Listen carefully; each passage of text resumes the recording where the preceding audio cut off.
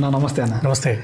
అవును, 2.5 సంవత్సరాల తర్వాత కేసీఆర్ గారు ఈ ప్రభుత్వానికి ఏదైతే ఉందో 2 సంవత్సరాలు టైం ఇచ్చారు. టైం ఇచ్చిన తర్వాత ఇప్పుడు ప్రెస్ మీట్లోకి వచ్చారు. జరిగిన పరిణామాలని ఫోకస్ చేశారు. అవును, అవును. వీటిని మనం ఎలా పరిశీలిద్దాం?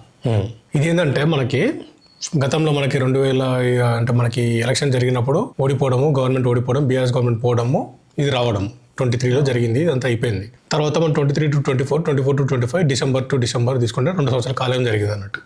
ఈ 2 years పీరియడ్లో ఫస్ట్ ఓడిపోయిన తర్వాతనే కేసీఆర్ గారు ఏం చేశారంటే ఒకటి TV9లో ఒక లైవ్ ప్రోగ్రామ్, రజనీకాంత్ గారితో ఒక ప్రోగ్రామ్ పెట్టారు. ఆ ప్రోగ్రాంలో వారు అనుకున్న మేనిఫెస్టో సంగతి విషయాలు, కొత్త గవర్నమెంట్ రావడము, ఈ గవర్నమెంట్కి కొంచెం బ్రీఫ్గా ప్రయారిటీస్ ఎట్లా ఉండాలో, ఏం చేసుకోవాలో, ఆల్ ది బెస్ట్ మీరు చేసుకోండి, ప్రభుత్వం గురించి చేసుకోండి అని చెప్పేసి అని బ్రీఫ్గా ఎట్లా చేసుకోవాలని టైప్ ఒక ఇచ్చారన్నట్టు ఇన్ఫర్మేషన్. తర్వాత ఆ టైంలోనే చెప్పడం జరిగింది, తొందరపడి మేము కామెంట్ చేయము, కొంచెం టైం తీసుకుంటాం, కొత్త గవర్నమెంట్ వచ్చింది కదా, గవర్నమెంట్ సెటిల్ కావాలి, సెటిల్ అయినాక వాళ్ళు తీసుకునే కార్యక్రమాలు బట్టి తదనంతరం మా కార్యక్రమాలు ఉంటాయని చెప్పేసి అని చెప్పడం జరిగింది అన్నట్టు. ఈ పీరియడ్ ఆఫ్ అయిపోయినాక ఏంటంటే 1 year కార్యం చూసారు. 1 year తర్వాత మళ్ళీ ఒక 1 year ఎక్స్టెండ్ పీరియడ్ 1 year తీసుకున్నారు. తీసుకున్న తర్వాత కేసీఆర్ గారు ఇప్పుడు నిన్న వాళ్ళ ఇంటర్నల్ కార్యవర్గ సమావేశం పెట్టుకున్నారు, ఎగ్జిక్యూటివ్ కమిటీ మేము పెట్టుకున్నాం. దాంట్లో ఎమ్మెల్యేస్, ఎక్స్ఎమ్మెల్యేస్, పార్టీకి సంబంధించిన సీనియర్ లీడర్షిప్ ఎవరైతే ఉంటారో వాళ్ళందరికీ పెట్టుకొని ఒక కార్యక్రమం తీసుకున్న తర్వాత తదనంతరము ప్రెస్ మీట్లోకి వచ్చారన్నట్టు. ఈ ప్రెస్ మీట్లోకి వచ్చినప్పుడు తీసుకునేది ఉంటే మనం గమనించినట్టయితే అది ఒక master class of politics, Telangana politics as on date అన్నలాగా అనిపిస్తూ ఉంటాయి. ఆయన ఇరిగేషన్ సబ్జెక్టు, తర్వాత ఎడ్యుకేషన్ సబ్జెక్ట్స్, తర్వాత ల్యాండ్స్ సంబంధించిన ఇష్యూస్, తర్వాత ఇంటర్స్టేట్ ఇష్యూస్, తర్వాత పొలిటికల్ సెటైర్స్, తర్వాత పాత ఫ్రెండ్స్, ఆయన ప్రెస్ విలేకరులు ఎవరుతున్నారు పాత ఫ్రెండ్స్ని టచ్ చేయడము, ఇట్లా చూసుకుంటూ పోయేది ఏంటంటే కొన్ని చలోక్తులు, కొంచెం హాస్యము, తర్వాత సర్కాజము, తర్వాత స్ట్రాంగ్ వార్నింగ్, తోలు తీస్తా అని చెప్పేసి ఒక వార్నింగ్ ఇచ్చారు. తర్వాత నేను ప్రెజెన్స్ ఉంటా, మీకు టైం ఇచ్చారని చెప్పేసి అని చెప్పుకుంటే హోల్సమ్ కవర్ చేశారు. ఒక హోల్సమ్ సబ్జెక్ట్ లాగా దాన్ని తీసుకొచ్చారు అన్నట్టు. ఇది ఏంటంటే ఎవరైతే తెలంగాణ ప్రజలు కోరుకుంటున్నారో, అంటే లైక్ కేసీఆర్ గారి దగ్గర నుంచి రావాలి, కేసీఆర్ గారి నుంచి ఒక దిశానిర్దేశం రావాలని కోరుకుంటూ ఉంటారో, ఎవరైతే ఆయన మిస్ అయిపోతున్నారో వాళ్ళందరికీ దీనివల్ల ఒక ఊపు, ఉత్సాహం, ఒక clear cut pathway, next BRS ఏం చేయబోతుంది అన్నదానికి ఒక పాత్వేలా కనపడతా ఉందని దీన్ని ఆ రకంగా చూసుకోవచ్చు. దీనికోసం తెలంగాణ ప్రజలు కూడా ఎదురు చూస్తున్నారు. అంటే ఇన్ని రోజులు కూడా బయటికి రాలేదు. ఇప్పుడు ఏదైతే వచ్చిందో కార్యాచరణ, ఈ కార్యాచరణ కూడా ఎలా ఉండబోతుంది ముందు? ఇప్పుడు మనం తీసుకునేది అంటే మేజర్ సబ్జెక్ట్ ఏంటంటే పాలమూరు రంగారెడ్డి ఇరిగేషన్ ప్రాజెక్ట్ గురించి మేజర్ తీసుకున్నారు. ఎందుకంటే మేము ఆల్రెడీ 80-90% వరకు కంప్లీట్ చేస్తున్న దాన్ని సక్సెసివ్ గవర్నమెంట్ ఏదైతే వచ్చిందో అది ఏం చేయాలంటే ఫినిషింగ్ చేయాలి.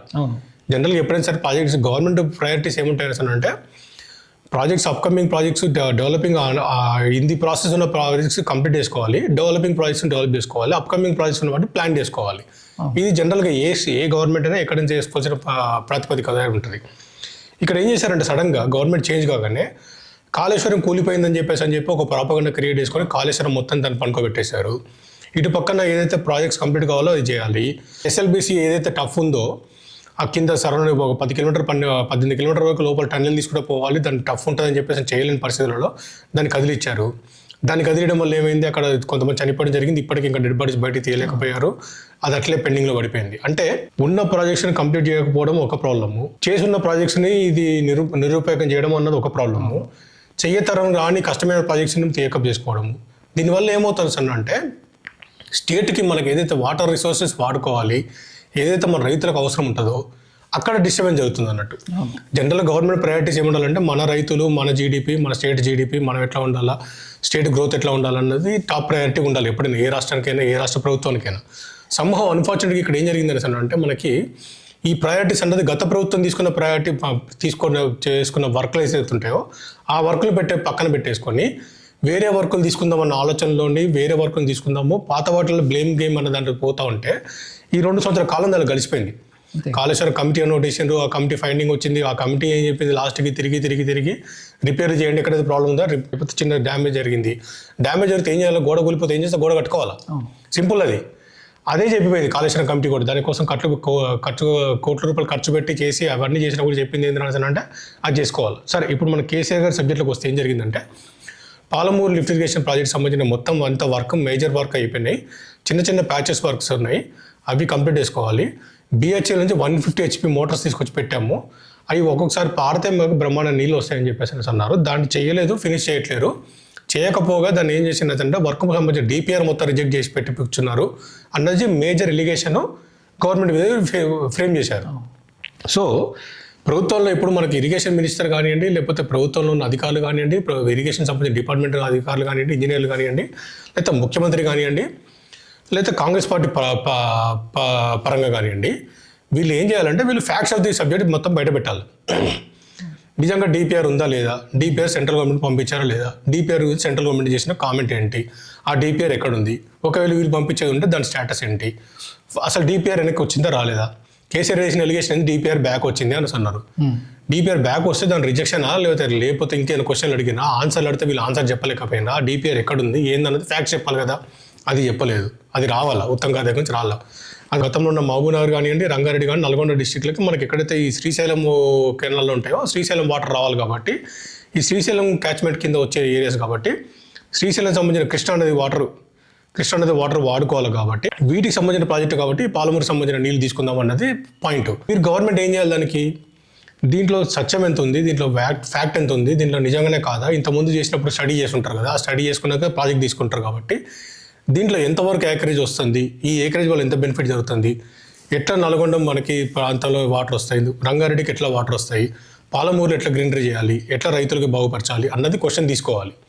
ఆ ప్రయారిటీ తీసుకోలేదు. గతంలో మనం చాలాసార్లు చూస్తున్నాం మహబూబ్నగర్లో మనకి ఎక్కడ చూసినా కూడా గొర్రెలు కనిపించేటి, తర్వాత బీడు బారినట్టు ల్యాండ్ కనపడుతుండేది. ఈ రోజున గ్రీన్గా కనపడుతుంది. దానికి కారణం ఏమేంటది, ఇరిగేషన్ ప్రాజెక్టులే కదా. సో ఇది ఫ్యాక్ట్. మహబూబ్నగర్ ల్యాండ్స్ ఒకప్పుడు రేట్ చాలా తక్కువ ఉండేటి, అక్కడ నుంచి వలస పోతుందన్నది వాస్తవం. పాలమూరుకు సంబంధించిన వర్కర్లే చాలామంది హైదరాబాద్లో పనిచేస్తూ ఉంటారు, వేరే స్టేట్లో పనిచేస్తూ ఉంటారు. కేసీఆర్ గారు ఆ విషయం కూడా చెప్పారు.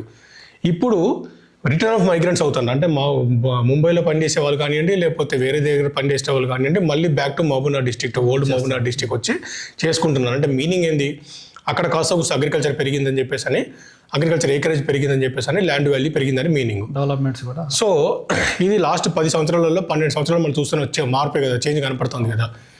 దీనికి కాదు అన్నందుకు ఫ్యాక్ట్స్ మీ దగ్గర ఉన్నాయా, ఉండేది ఉంటే గవర్నమెంట్ అది బయట పెట్టాలి కదా, అది పెట్టలేకపోతుంది. సో ఈ ఓవరాల్గా ఏం అంటే ఆయనకి ఎంతసేపటి కేసీఆర్ గారు తెలంగాణ ప్రజలు, తెలంగాణ ఏరియా, తెలంగాణ భౌగోళికి దానికి సంబంధించిన భౌగోళిక ప్రాంతానికి సంబంధించిన అభివృద్ధి, తెలంగాణ కాంక్ష, అంటే తెలంగాణ సంబంధించిన వ్యక్తిత్వమే కనపడుతుంటుంది తప్ప వేరే మాటలు కానివ్వండి, వేరే చేష్టలు కానీ, తెలంగాణకు సంబంధించిన వేరే రకంగా ఎటువంటి ఆలోచనలు కానీ కేసీఆర్ గారి దగ్గర మనకు కనపడవు. మనం అది క్లియర్గా కనపడుతూనే ఉంది అది.